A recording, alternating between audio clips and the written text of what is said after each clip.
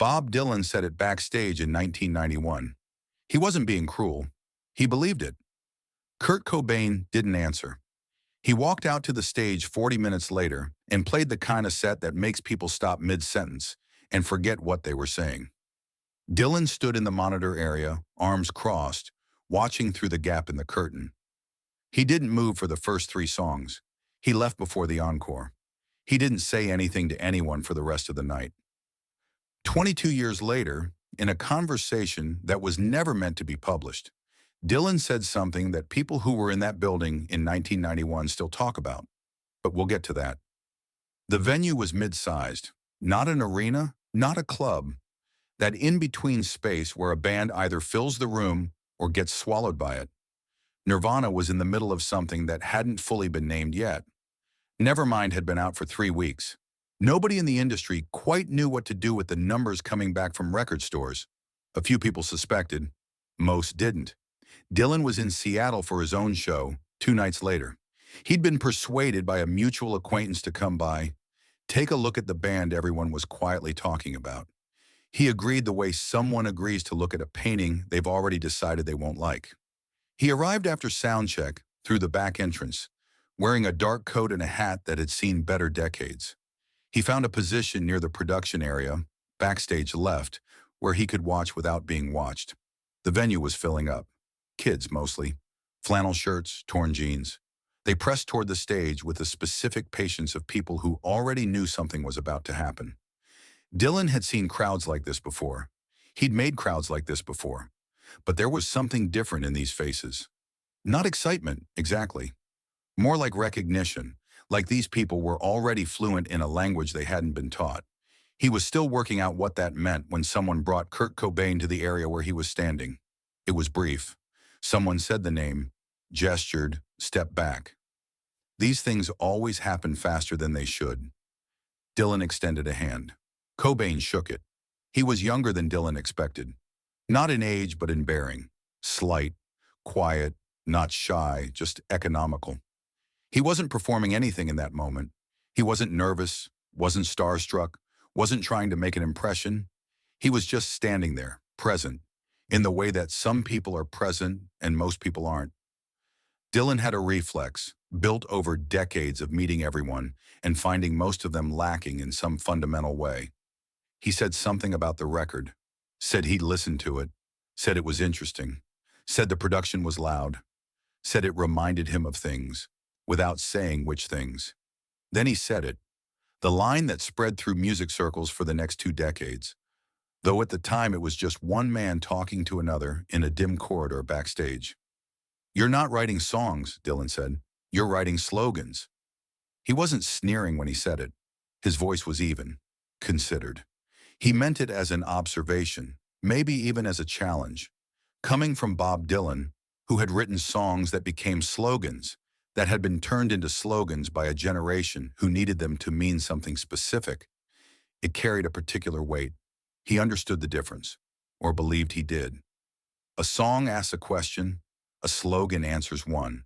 A song lives in ambiguity, a slogan closes the door. Teen spirit, here we are now. A mulatto, an albino. He'd heard the words. They didn't resolve into anything, or so it seemed to him. They accumulated. They hit, but they didn't mean. Not the way meaning required time and earned complexity and the willingness to look at something difficult without flinching. That was what Dylan believed, standing in that corridor. Cobain looked at him. There was a pause that lasted several seconds. Not uncomfortable exactly, but loaded. The kind of pause that in a film would be scored with something low and sustained. Then Cobain said, "Yeah, maybe." And that was all. Someone came to tell him it was time to go. He nodded, turned, and walked toward the stage. Dylan watched him go, feeling something he didn't immediately identify. Satisfaction, perhaps. The quiet confidence of someone who has said something true. He moved toward the monitor area to watch. The lights went down.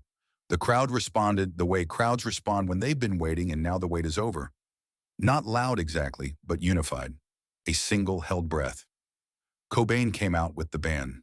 No acknowledgement of the audience. No wave, no nod. He walked to the microphone, adjusted the strap on his guitar, and turned to look at the drummer. A count. Then the first chord. Dylan had heard the record. He thought he knew what was coming. He didn't. There's a difference. A significant, unbridgeable difference. Area between recorded music and a person standing in a room making sound. The record had been loud, constructed, produced within an inch of its life. This was something else. This was a human being channeling something through wood and wire and amplification that had no clear source and no clear destination. The sound filled the room the way water fills a space, not by pushing, but by finding every available corner. The first song ended. The crowd erupted. Dylan didn't move. The second song started immediately, almost before the applause had peaked. Cobain didn't speak between songs, didn't introduce them, didn't acknowledge the response. He just played. The band followed him with the specific attentiveness of people who have learned to listen to something beyond the notes. Dylan found himself straightening. He'd been leaning against the wall. Now he was standing upright without having decided to. The third song was slower, or it started slower. There was a dynamic in it, soft, then suddenly not soft, with an abruptness that bypassed anticipation entirely. The shift hit you before you'd prepared for it. And in that space, in the move from quiet to loud, something happened that Dylan would spend years trying to describe accurately. It wasn't just volume. It wasn't just distortion. It was a quality of feeling made into sound.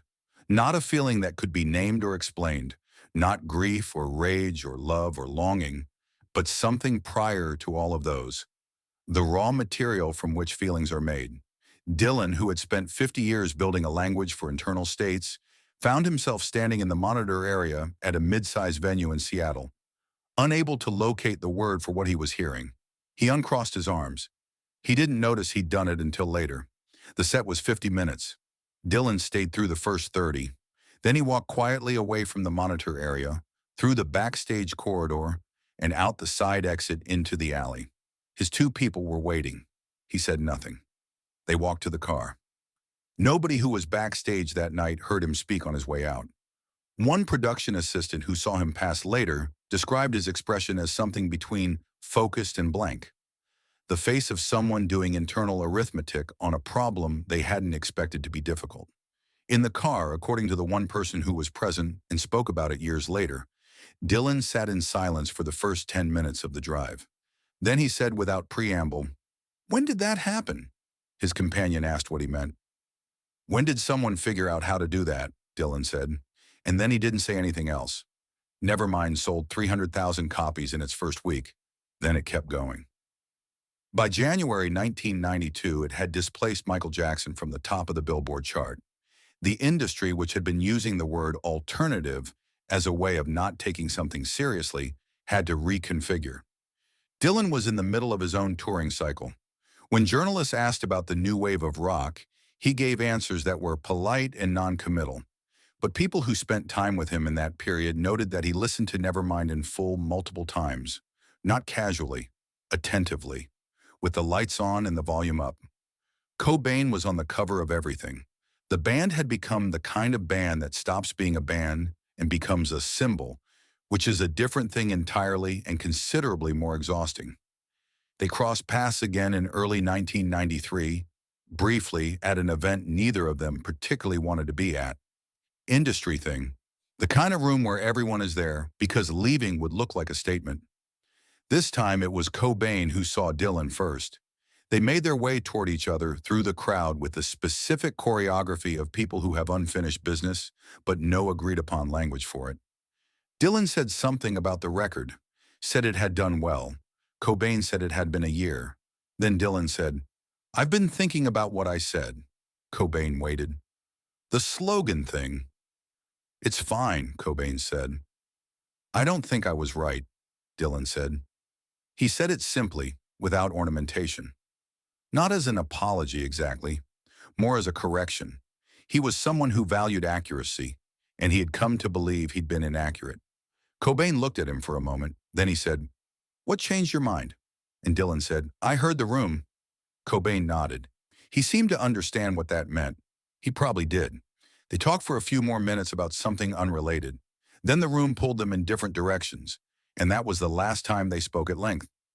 Kurt Cobain died in April 1994. He was 27 years old. Dylan heard the news the way everyone heard it, suddenly, without preparation, in the middle of an ordinary day. He didn't speak publicly about Cobain's death, didn't release a statement, didn't give an interview. When journalists pressed him, he deflected with a brevity that was itself a kind of answer. But in the shows that followed that spring, people who were paying attention noticed something, a particular quality in the performances, a willingness to sit in the difficult place of a song rather than move through it, a slowness in certain phrases, a weight, nothing that could be pointed to and named. But there, the conversation that was never meant to be published happened in late 2013 in a private setting as part of a longer discussion about influence and debt and the way one generation builds on another. Dylan was talking about writers and musicians who had shaped his thinking, not directly, but obliquely, people whose work had made him revise something he'd previously believed to be settled. At some point, the name came up. Someone else raised it, or he raised it himself. The account varies depending on who's telling it. And Dylan said something that was transcribed but never quoted publicly until it was. He said, "I told him he was writing slogans. I was wrong. He was writing from inside something I hadn't been inside in a long time. Maybe ever. I didn't recognize it because I was looking at the words. The words weren't the point." He paused. "I heard him play once. Just once. He didn't look at the crowd. He didn't explain anything. He just played and the room changed. I walked out before it was over because I didn't know what to do with what I was feeling. I told myself I left because I'd seen enough. But that wasn't true. I left because I'd seen too much." Another pause. "I've been writing songs for 50 years. I know what a song is. What he did in that room was a song. It was the whole thing. There was nothing missing." The person who transcribed it said Dylan's voice was level throughout. No emotion in the conventional sense, just precision, the same quality he brought to his own lyrics, the refusal to ornament what doesn't need ornamentation. There are things that happen in rooms that don't survive the journey into language. Dylan knew this. He'd spent his life trying to close that gap, to find the phrase that captures the thing before the thing became a phrase. He'd succeeded often enough to become the measure against which others were judged. When he said slogan, he meant it as a precise distinction. Slogans are things that travel easily. They compress, they summarize, they stick. Songs in Dylan's taxonomy resist compression. They require the listener to do work. What he hadn't accounted for, what he revised, and standing in that monitor area in Seattle in October 1991, though he wouldn't have the words for the revision until much later, was that sometimes the compression itself is the work, that sometimes the slogan is the song, because the feeling it captures is already too large to approach from the side. You can only hit it directly. "Here we are now, entertain us." He'd heard that line and thought, nothing. A provocation, a pose, teenage irony dressed up as something more. He heard it in that room with that guitar, with that voice, and understood that the irony wasn't a defense. It was a confession. Here we are now, lost, complicit, awake to the performance of it, unable to stop. Entertain us, because what else is there? And we know what else there is, and we're asking you to lie to us anyway.